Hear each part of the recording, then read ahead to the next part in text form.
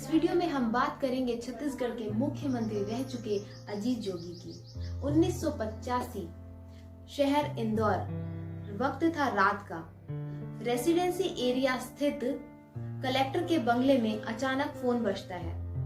एक कर्मचारी दौड़कर फोन उठाता है और बताता है कि कलेक्टर साहब अभी सो रहे हैं। तो सामने से अधिकार भरे स्वरों में आवाज आती है कि कलेक्टर साहब को उठाइए और बात करवाइए।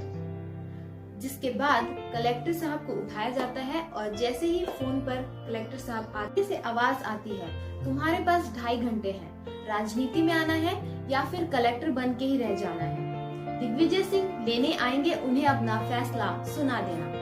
तो ये फोन कॉल था मुख्यमंत्री राजीव गांधी जी के प्रिय वेल्सन जॉर्ज का, और फोन उठाने वाले और कोई नहीं, छत्तीसगढ़ के अजीत जोगी थे।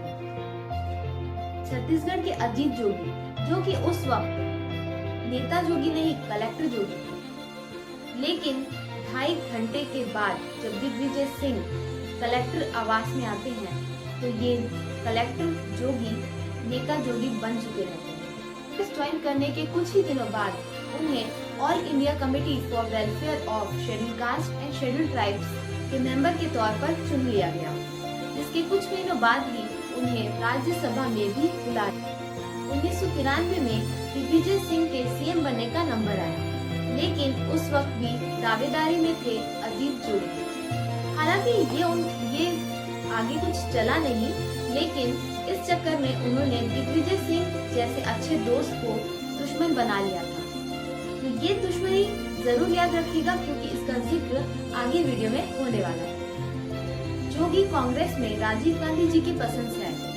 छत्तीसगढ़ जैसे आदिवासी इलाके में उन्हें एक ऐसा लड़का चाहिए था जो कि शुक्ला ब्रदर्स को चुनौती दे सके, और इसी तरह राजीव गांधी जी की नजर गई जोगी पर, जो कि एक तेज तर्रार IAS ऑफिसर थे, जो कि बोलते भी थे और काम भी। ऐसा भी था जब दिग्विजय सिंह ने खुद अजीत जोगी के सीएम बनने की भविष्यवाणी की थी, लेकिन उस वक्त उन दोनों के बीच 36 का आंकड़ा नहीं था।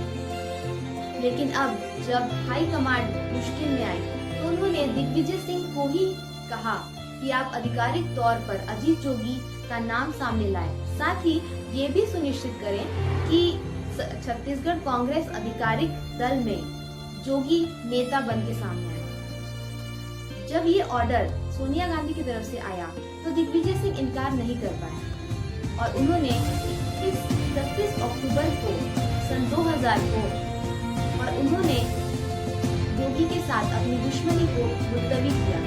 इसके बाद 31 अक्टूबर 2000 को जोगी जी छत्तीसगढ़ के पहले मुख्यमंत्री बन गए। अप्रैल 2004 को अजीत जोगी कांग्रेस के सचिव महतर लाल साहू के साथ जब जा रहे थे, तो उनकी कार एक पेड़ से टकरा गई और उनका बहुत बड़ा एक्सीडेंट हो गया, जिसमें कि अजीत जोगी के पैर को लकवा मार गया, और उस दिन के बाद से अजीत जोगी व्हील चेयर पर ही रहने लगे।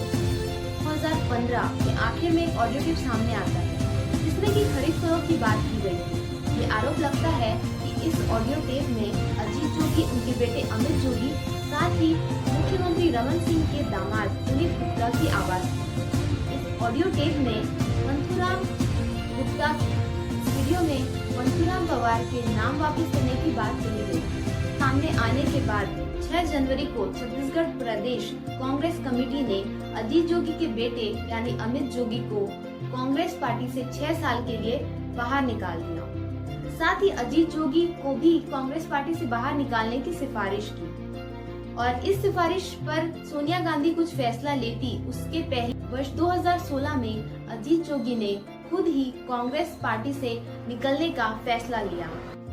अपने विधानसभा की बैठक में अजीत जोगी ने अपनी पत्नी और बेटे अजीत जोगी के साथ ये फैसला का घोषणा किया कि वे कांग्रेस पार्टी को छोड़कर अपनी एक नई पार्टी बनाने वाले हैं। और उसके कुछ ही दिनों बाद यानी 23 जून 2016 में अजीत जोगी ने अपनी खुद की एक नई पार्टी बनाई, जिसका नाम उन्होंने रखा जनता कांग्रेस छत्तीसगढ़। अजीत जोगी अब वो कर रहे थे जो वे हमेशा से करना चाहते थे, यानी कि राजनीति अपने दम पर। कुछ महीनों के बाद उनका मायावती और वाम दलों के साथ गठबंधन हो गया। जिसके कि सियासी मामले बहुत ही ज्यादा गहरे थे। इन्हें अपने मुक्त शब्दों में ये भी कहा कि अगर गठबंधन जीतेगा तो मुख्यमंत्री अजीत जोगी ही बनेगा, और आखिर में हुआ भी वही। तो इस टॉपिक में आज बस इतना ही। आगे हम इस पे और भी वीडियो सीरीज लेके आएंगे, तो बने रहें गूंज लाइव के साथ और वीडियो को लाइक शेयर सब्सक्राइब जरूर करें। इसके साथ ही अगर आपके पास कोई खबर है तो हमें जरूर कमेंट बॉक्स में बताएं। धन्यवाद।